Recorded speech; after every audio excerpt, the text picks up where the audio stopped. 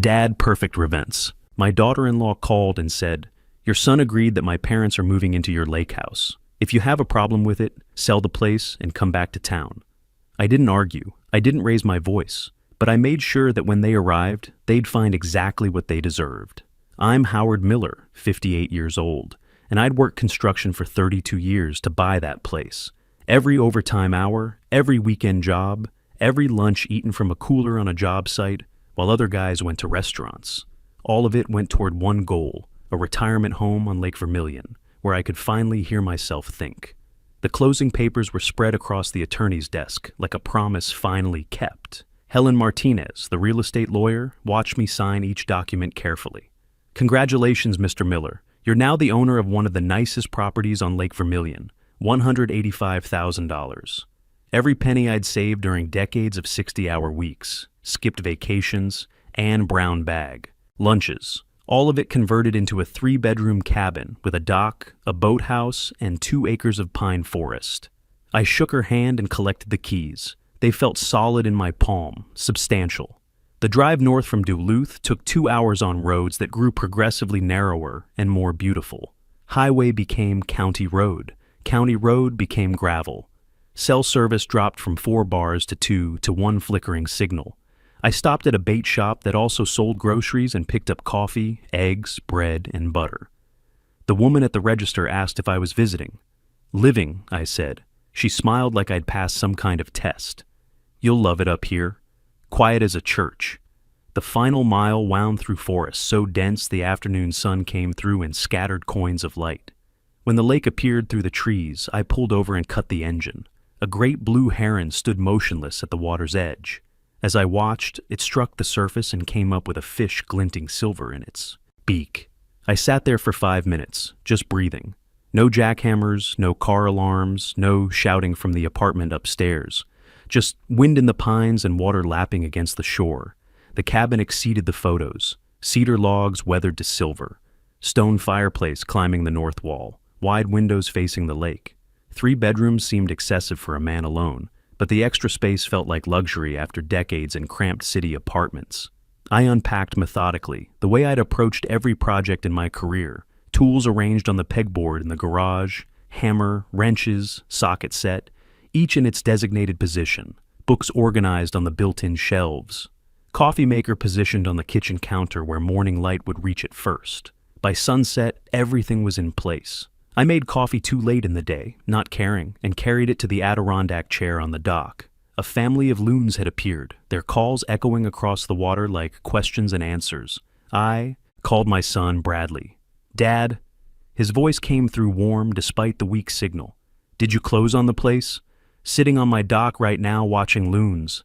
"That's fantastic. You earned this. 32 years, Dad. You earned every square foot." Something loosened in my chest. Bradley understood. He'd watched me work through his childhood, miss baseball games, fall asleep at the dinner table. He knew what this place represented. "How's everything at home?" I asked. Good. Busy. Patricia's parents have been staying with us while they look for a place. It's been crowded." "How much longer?" "Supposed to be another month, but you know how these things go." We talked for another 10 minutes. His job at the factory, my plans for dock repairs, safe subjects. When we hung up, I watched the last light fade from the sky and felt something I hadn't experienced in years. Peace. The phone rang the next evening. I was on the dock again, coffee in hand, watching the sunset paint the water. Orange and gold. The caller ID showed Patricia's number. "Hello, Patricia." "Howard." My daughter-in-law's voice had the clipped tone she used when she wanted something. I'd learned that tone over the 6 years she'd been married to Bradley. "I need to discuss something with you. My parents can't stay in our house anymore. It's too small, and they need somewhere to live. Bradley and I talked about it, and we think the best solution is for them to stay at your lake house for a few months." I set down my coffee very carefully. "I'm sorry?" "It's perfect, really. You have 3 bedrooms. They need somewhere quiet to stay. And honestly, Howard, you're one person rattling around in all that space. It makes sense." "Patricia, I just bought this place yesterday. I haven't even—" "My parents are stressed. My father has health issues. They need peaceful surroundings. And that cabin is sitting there empty most of the time anyway." "It's not empty. I live here." "You know what I mean." Impatience sharpened her words. "You don't need 3 bedrooms. This is about family helping family. There it was. That phrase I'd heard too many times. Family helping family, which somehow always meant me helping everyone else. Did Bradley agree to this? Bradley understands that sometimes we have to make sacrifices, unlike some people. I looked out at the lake, at the loons gliding across the darkening water. 24 hours. I'd had exactly 24 hours of peace. When are they planning to arrive? Friday. I'll text you their flight information. You can pick them up in Duluth. She paused. And Howard, don't make this difficult. My parents are good people. They deserve a nice place to stay. If you have a problem with it, sell the cabin and come back to town, where you can be useful. The line went dead. I sat there as darkness fell over the lake, listening to the loons call back and forth. My hands weren't shaking. They wanted to, but I wouldn't let them. 32 years I'd been the accommodating one, the one who said yes when he meant no, the one who swallowed resentment to keep the peace. Not this time. I went inside and sat at the kitchen table with a legal pad and a mechanical pencil, the same tools I'd used for decades of project planning. But this time, I wasn't designing a building. I was designing something else entirely. Morning found me still at the table, surrounded by notes and diagrams. I'd slept 2 hours, maybe 3, but my mind was clear. The first call I made was to the Lake Vermilion Township office. I just purchased property on Anchor Point Road, I told the clerk. I want to understand the regulations around guest occupancy. She explained the township rules patiently. I took detailed notes. When she mentioned the requirement for property owners to register any occupants staying longer than 30 days, I asked her to repeat the exact wording. It's a liability and safety measure. We need to know who's on the properties in case of emergency. Makes perfect sense. Thank you. Next, I called my insurance agent. Jack, I need to discuss the policy on my new lake house, specifically the liability coverage and any exclusions related to unregistered occupants. Jack walked me through the details. My policy covered me as the sole resident. Any additional occupants required notification and potential premium adjustment. Unauthorized long-term guests could void my coverage entirely. Why do you ask? Jack said. You planning on having people stay with you? Just being thorough. You know me. That I do. 30 years of policies, never a single claim. You're the most careful man I know. Tuesday, I drove to town and visited the hardware store. The owner helped me find what I needed. Wildlife cameras, I explained. I want to monitor the deer activity near my property. Smart thinking. Lots of folks use these for security too. Motion activated, night vision, sends pictures right to your phone. I bought 3 cameras and a motion activated security light for the driveway. Total cost, $412. I paid cash and got a receipt. Wednesday, I installed the cameras myself. One covering the driveway approach, hidden in the branches of a pine tree. One facing the front door, mounted under the eave of the garage. One pointing at the dock and boathouse. I tested each one, checked the cellular connectivity, adjusted angles until the coverage was complete. Thursday, I made one more trip to town, this time to the office of Thompson & Associates, the only law firm in the area. Carol Peterson was younger than I expected, maybe 40. With the direct manner of someone who'd grown up in this part of the country. I explained my situation without emotion, presenting facts.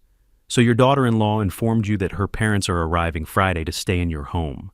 You never agreed to this arrangement. That's correct, and I want to know my legal options. Mr. Miller, you have every legal right to refuse entry to anyone.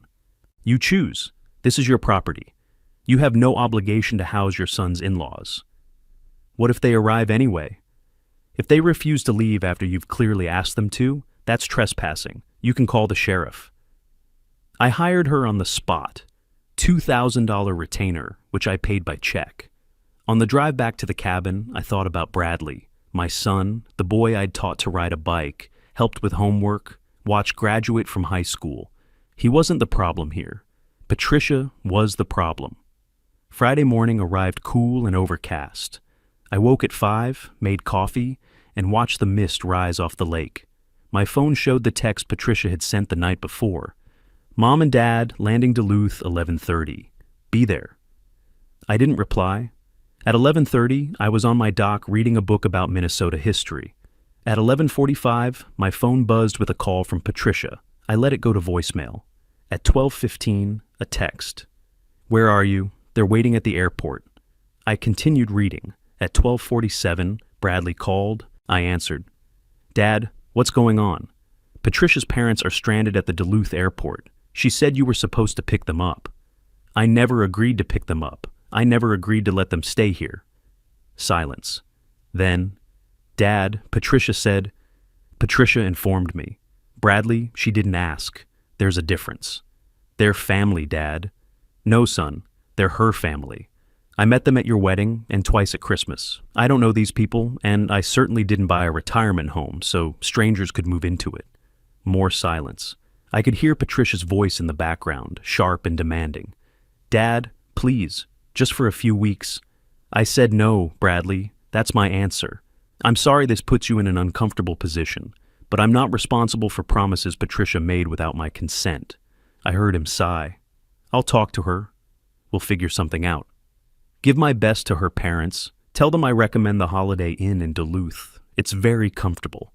I ended the call and went back to my book, but I couldn't concentrate. 2 hours later, the camera at the driveway entrance sent an alert to my phone. A rental car was coming up the road. I watched the feed as the car emerged from the trees and stopped in front of the cabin. 2 people got out, a man and woman in their late 60s, Leonard and Dorothy Adams, Patricia's parents. I'd spoken to them perhaps a dozen times total in 6 years. Leonard looked around with an expression I recognized, appraisal, calculation. Dorothy made a face at the trees, swatting at something in the air. I met them on the porch. Leonard, Dorothy, this is a surprise. Howard. Leonard's handshake was brief and businesslike. Patricia said you'd be here. Sorry about the miscommunication at the airport. We rented a car. There was no miscommunication. I never agreed to pick you up, and I never agreed to have you stay here. Dorothy's face went tight. Excuse me? Patricia said, Patricia doesn't own this. Property? I do. And I'm telling you that you're not staying here. Leonard stepped forward, his voice shifting to a tone I'd heard before. The tone of a man used to getting what he wanted. Now look, Howard, let's be reasonable. We're family. Patricia and Bradley think this is the best solution. And frankly, you're one person in a 3-bedroom house. It's selfish to refuse. I'm selfish. I let the words sit there. I worked 32 years for this place. I ate lunch at my desk while my colleagues went to restaurants. I missed my son's baseball games. I earned this house with decades of sacrifice. And you're calling me selfish for not handing it over to people I barely know. We're not asking for a handout, Dorothy said. We're family. You're strangers who happen to be related to my daughter-in-law. That's not the same thing. Leonard's face reddened. This is ridiculous. Patricia said you'd be difficult, but I didn't believe her. And yet, here we are. I crossed my arms. There's a very nice resort about 40 minutes from here. I recommend it. Now, please leave my property. We're not leaving, Leonard said. We drove 3 hours from Duluth. We're tired, and we have just as much right to be here as you do. No, you don't. I own this property. You don't. And if you refuse to leave, I'll call the sheriff and have you removed for trespassing. Dorothy grabbed Leonard's arm. Let's just go. We'll call Patricia. She'll sort this out. They retreated to their rental car, still arguing with each other. I watched them drive away, then went inside and reviewed the camera footage. Every moment recorded, every word captured. The phone started ringing within the hour. First Patricia, furious. I let it go to voicemail, then Bradley, pleading. I let that one go too. Then Patricia again, leaving a message that was more threat than conversation. You're going to regret this, Howard. You think you can just humiliate my parents and there won't be consequences? We'll see about that. I saved the message. That weekend, Bradley came up alone. He looked exhausted when he got out of his car. We sat on the dock with beers, watching the sunlight sparkle on the water. Patricia wants me to convince you to let her parents stay here, he said finally. That's why she let me come alone. She thinks I can talk you into it. And what do you want, Bradley? He was quiet for a long moment. I want my wife to stop crying every night. I want her parents to find somewhere to live. I want to stop feeling like I'm being pulled apart. That sounds hard. It is? He took a long drink of his beer. Dad, why did you say no? I mean, I understand it's your house, but 3 bedrooms, 1 person. It seemed like it could work. I chose my next words carefully. Bradley, how much money have you given to Patricia's parents in the past year? He went still. Why? Because I hired a private investigator. And what I found concerns me. I pulled Nancy Williams's report from my pocket. Leonard has a gambling problem. Lost $30,000 at the casino in the past 18 months. Dorothy was fired from her last job for stealing merchandise. They've been taking money from you and Patricia for over a year. Bradley took the report with shaking hands. He read it standing there on the dock while the sun moved lower in the sky. She lied to me, he said finally. Patricia told me they just needed help getting back on their feet. She never said... His voice broke.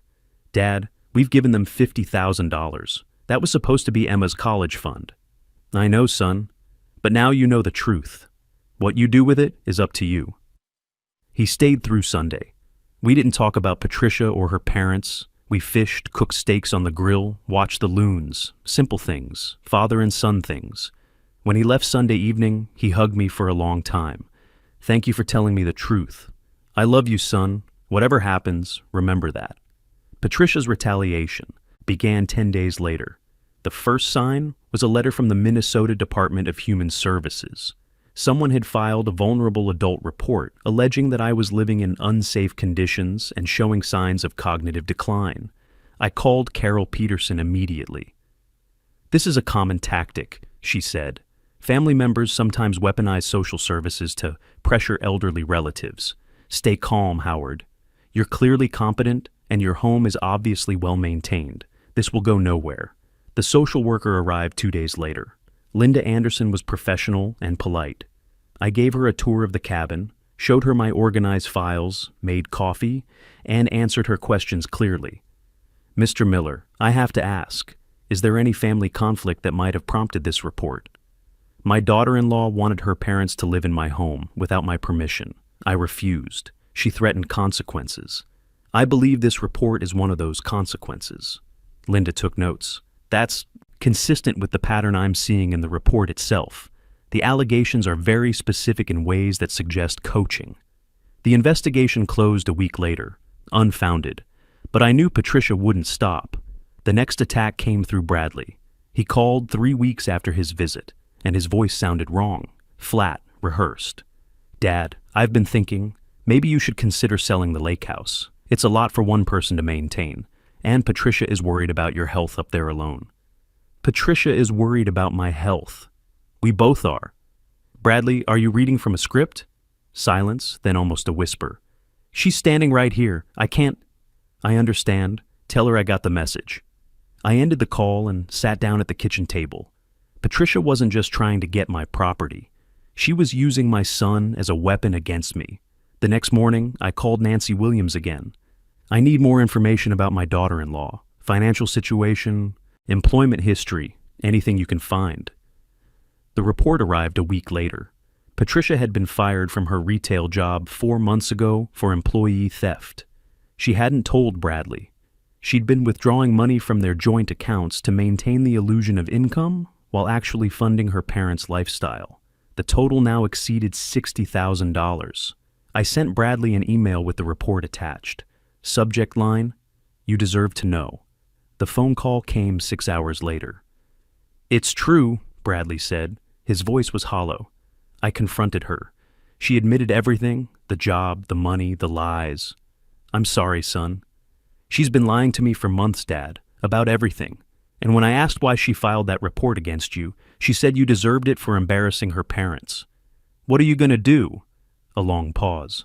"I don't know yet, but I needed to call you to say I'm sorry for not believing you, for letting her use me against you. You have nothing to apologize for. You trusted your wife. That's what you were supposed to do." The divorce papers were filed 6 weeks later. Bradley called to tell me himself. I asked her to leave. She's staying with her parents at a motel. Her attorney already contacted mine. "How are you holding up?" "Honestly, better than I expected. It's like a weight lifted when I finally accepted what she was." He paused. "I found more, Dad. Bank accounts I didn't know about. Credit cards taken out in my name. It's going to take years to sort out. Come up this weekend, bring a fishing rod." "I'd like that." Bradley arrived Friday evening, looking thinner but somehow stronger. The hunted look was gone from his eyes. We spent Saturday on the lake catching walleye and smallmouth bass, not talking about lawyers or divorce proceedings. Just fishing, just being together. That evening, as we grilled our catch, Bradley said something that surprised me. I want to move up here, not here exactly, but somewhere nearby. There's a factory in Duluth that's hiring supervisors. I already had a phone interview. He looked out at the lake. I need a fresh start, Dad, away from everything that reminds me of her. What about Emma? I'm getting primary custody. Patricia can't provide a stable home anymore, and Emma loves it up here. What do you think? He asked. I think you're a grown man who can make his own decisions, and I think having you nearby would make me very happy. His smile was the first genuine one I'd seen from him in months. 2 months later, Bradley took the job in Duluth and found an apartment with a view of Lake Superior. He drove up to the cabin most weekends with Emma, sometimes to fish, sometimes just to sit on the dock and talk. The divorce finalized in December. Patricia got the furniture and her parents' outstanding debts. Bradley got his freedom and what remained of his savings. Spring came slowly to Lake Vermilion. The ice melted in April, and by May the loons were back. I was on the dock one Saturday morning when Bradley's car came up the driveway. But this time, he wasn't alone. A woman got out of the passenger side, tall, dark-haired, with an easy smile. "Dad," Bradley said as they walked toward me, "this is Susan. We work together at the factory. I've told her a lot about you." Susan shook my hand firmly. "He says you're the most stubborn man in Minnesota. He means it as a compliment." We spent the day on the lake, the three of us. Bradley showed Susan how to cast, how to read the water, how to be patient. She wasn't particularly good at it, but she laughed at her mistakes and tried again. That evening, while Susan explored the shoreline, Bradley sat next to me on the dock. "What do you think?" "I think she's nothing like Patricia." "No," he agreed, "she's not." "Then I think you should keep seeing her." A year passed. Bradley and Susan got engaged. They bought a small house in Duluth with a yard. The wedding was small, held at a restaurant, overlooking Lake Superior on a clear September day. I gave a toast that made everyone laugh and Susan cry. That autumn, I stood on my dock in the early morning, watching mist rise from the lake. I thought about the year I'd had, the battle I'd fought to keep this place, the pain of watching my son's marriage collapse, the joy of watching him rebuild his life. None of it had gone the way I'd planned. I'd bought this cabin for solitude, for peace. Instead, I'd gotten conflict and drama. But I'd also gotten something I hadn't expected, a closer relationship with my son. Maybe peace isn't about being alone. Maybe it's about being with the right people. Bradley and Susan drove up that weekend with Emma. We took the boat out and fished until sunset, then grilled walleye on the deck while the loons called across the water. "We've been talking," Susan said as we ate, "about the future, about family."